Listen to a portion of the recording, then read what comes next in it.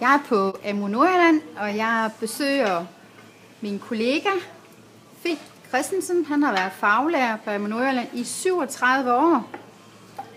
Og han er i gang med at lave en kollega. Kan du ikke fortælle os, Finn, hvad EGU-eleverne er for en målgruppe, som jeg gerne vil skrive om i vores projekt? Ja, det kan jeg i hvert fald. Og som Helle sagde, så hedder jeg Finn Christensen og er faglærer her på AMU Nordjylland.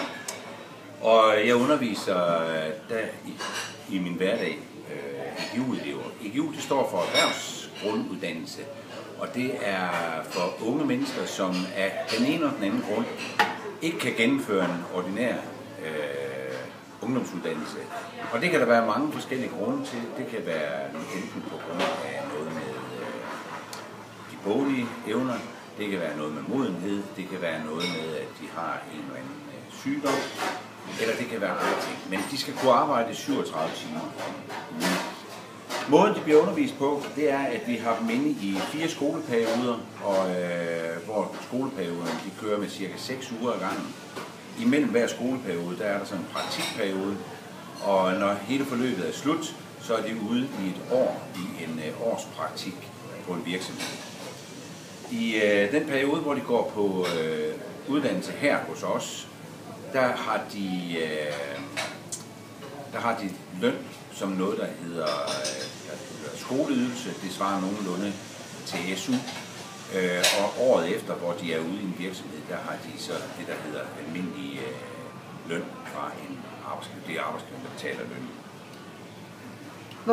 Hvor mange har du lige nu, Finn? Hvor mange elever har du lige nu? I øjeblikket har vi 8 elever. Og når vi slutter her i skoleperioden om en par dage, så er der 3, der stopper.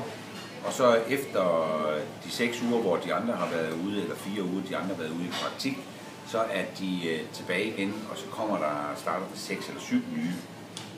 Vi vil helst have et sted mellem 10-12 elever, men det kører lidt forskelligt, fordi der kan faktisk være elever, der starter, eller nogen, der slutter, hver gang vi har en skoleperiode. Ja.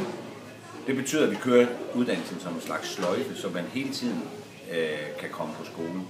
Det betyder også samtidig, at der kræver en vis differentiering i undervisningen, fordi vi har elever på 4 forskellige niveauer, og det betyder, at de skal ikke have opgaver af helt samme karakter. Det kan godt være, at de får den samme opgave stillet, men så har dem, der har mest erfaring, måske noget lidt større krav til opgaven. Hvis man sådan skal sige noget generelt omkring EGU'en, så er det faktisk sådan, at mange af de her unge mennesker faktisk godt kan tage en uddannelse, men af en eller anden grund, så er der sket noget, der gør, at de måske enten ikke er modne eller ikke parat til at gå på erhvervsuddannelse. Ja. Okay. Det bliver lidt sværere nu her med den nye reform, fordi der er der et karakterkrav, og så kommer der den nye kombinerede ungdomsuddannelse. Om den bliver en konkurrence til EGU'en, det tror jeg næppe, men jeg tror, at den har sin berettigelse stadigvæk. Ja, okay. Ja. Tusind tak, fordi du lige vil fortælle lidt om EGU-elever, Finn. Tak for det. Og god uddannelse. Tak for det.